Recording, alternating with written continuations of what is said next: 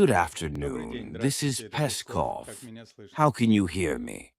We can hear you well. Excellent. Hello again. We are starting a new working week, March 23rd, Monday. Putin works in the Kremlin. Today, he will mainly devote his working day to the issues of the country's economic development. Today, he will hold a traditional meeting on economic issues.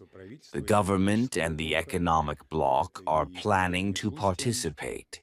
This includes Prime Minister Mishustin, First Deputy Prime Minister Manturov, Deputy Prime Minister Novak, Deputy Prime Minister Kusnulin, Minister of Economic Development Reshetnikov, Minister of Finance Siluanov, and Elvira Nabulina from the Central Bank, as well as the Deputy Head of the Administration on Economic Affairs Oreshkin. There will also be a series of regular meetings on the country's economic development. The President's opening remarks will be available to the media. Then, of course, it will continue in a closed format. The President also has other meetings planned today that will not be public. Do you have any questions? Good afternoon. May I? Yes, please.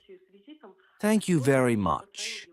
Last September, Putin invited Kim Jong-un to visit Russia with a visit, and today Putin congratulated him on his re-election.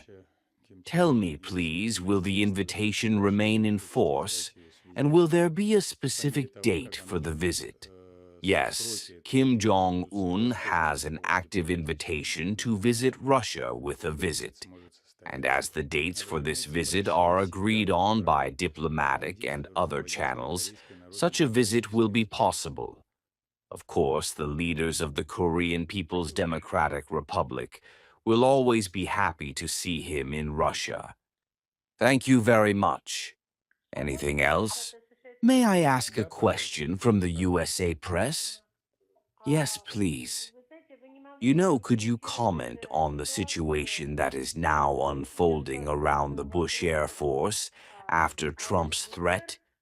In particular, did the U.S. side contact the Russian side in any way to raise doubts about whether the Bush Air Force is included in this list of potential targets? Look, the Bush Air Force is a nuclear facility that is controlled by the United Nations, and Russia is in constant dialogue with the United Nations. You know that Russian President Vladimir Putin has repeatedly made very alarming statements in connection with the strikes that have already been made. Of course, this is a very big threat to security if this trend continues. Of course, the U.S. side is also transmitting the same signals. We consider the strikes on nuclear facilities to be potentially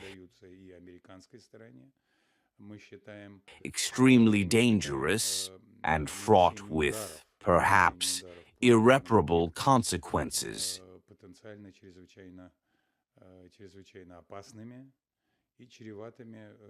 Therefore, the Russian side, taking an extremely responsible position on this issue, has repeatedly stated its concerns.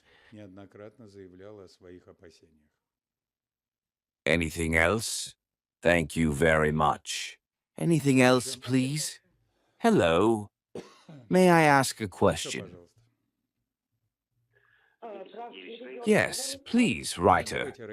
Thank you very much. How does the Kremlin perceive Trump's ultimatum to strike Iran's energy facilities and destroy them if Iran does not open the Hormuz Strait? We believe that the situation should have entered a regime of political diplomatic settlement yesterday. This is the only thing that can effectively facilitate the discharge of the catastrophically tense situation that has now arisen in the region. Thank you very much. And the second question, if you allow me, again about Iran.